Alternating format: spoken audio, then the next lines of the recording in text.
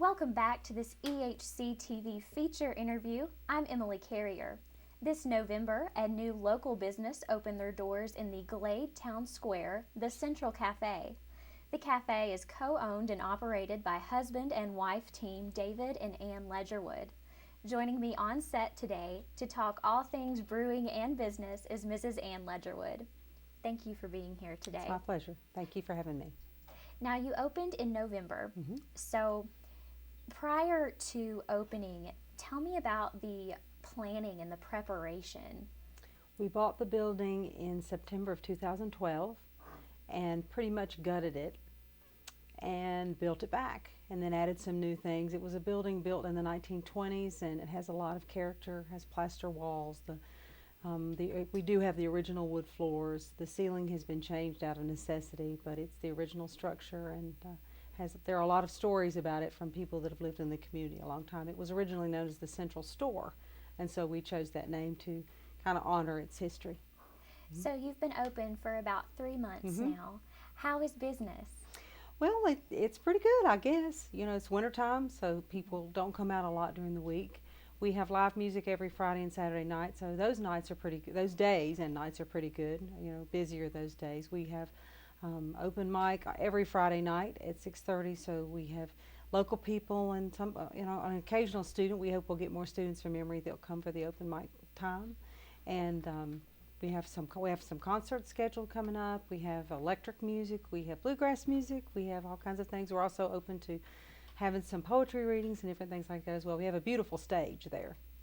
Yes, ma'am. And you and your husband are also musically inclined. Do you ever perform at your own cafe? Oh yes, we play there a lot. In fact, we'll be playing there this coming Saturday evening with our house band. We say it's David and Ann and whoever else we round up that evening, but it'll be electric blues music for the blues lovers in the area. And then sometimes we do acoustic music. We've recorded some. We have a recording studio in our home, so we have a lot of connections to musicians from that.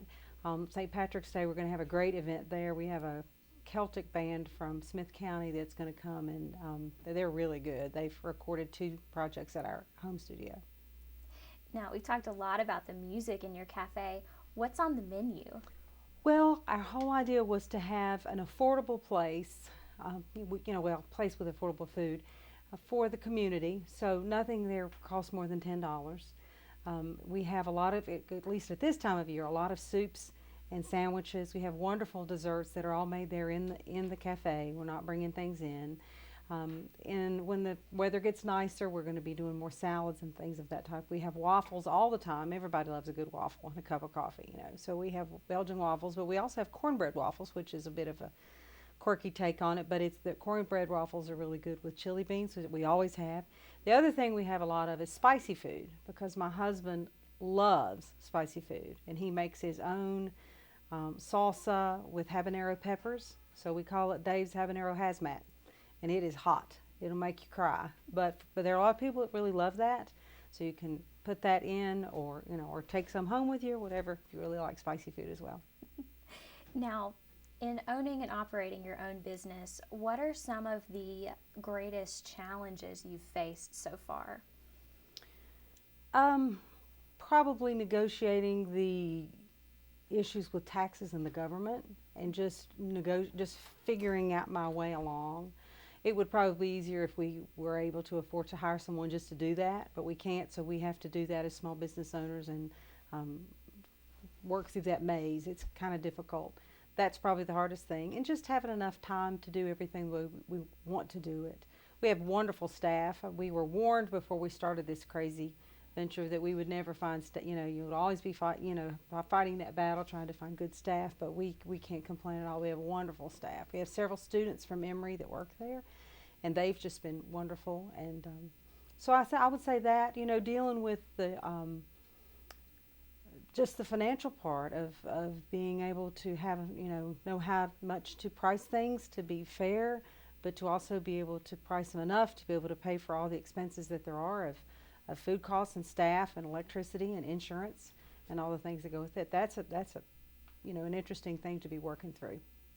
Well, on the flip side of that, What is the greatest reward you and your husband have seen so far in owning this business? We both love people and we love music and we, of course, love to eat. Everyone loves to eat, but we kind of had this idea. I've had this idea for many years of finding a place to have a place in the community that could be a gathering place, so that someone could always come and find someone to talk to. Because I think there are a lot of lonely people in the world, and and if they could just come and have a cup of coffee and strike up a conversation, or have a place they know they can come. Mm-hmm. That's one reason we don't want it to be too expensive. We want it to be affordable so that people can come in.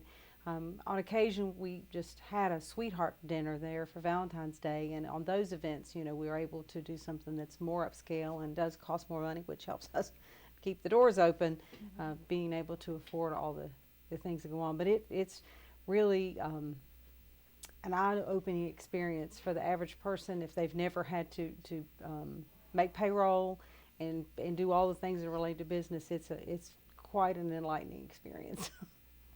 Looking forward in the next, say, 5 years, where would you like to see the Central Cafe? We want it to certainly be able to at least maintain itself. My husband and I both have full-time jobs, so we don't take any salary or anything from the cafe. Every bit of money goes right back into just keeping it afloat, and we want it to be there for the community. We want to be able to provide jobs. That's a real need in our nation. Who knows where it's going to go? I don't know. I mean, I'm a big dreamer. My husband teases me and tells me I can only have 3 new ideas a day because, I'll wear him out. But I don't know.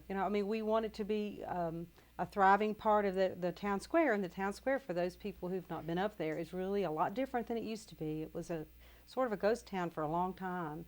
And now there are many new businesses that are going in. It's a real nice destination for people to come and have something to eat, but also spend their money on many other things. A lot of really neat arts and crafts.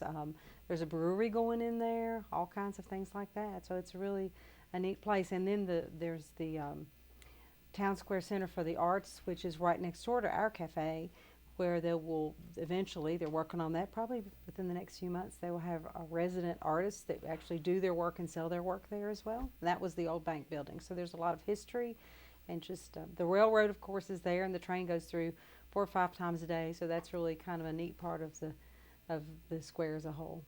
Mm-hmm. Well, thank you for telling me about the Central Cafe. I can't wait to see what all happens for you all in the coming years. And thank you for watching. This has been your EHC TV feature interview for Mrs. Ann Ledgerwood. I'm Emily Carrier, and now we'll send it over to a special edition of Tweet, Pray, Love with Cole Conley.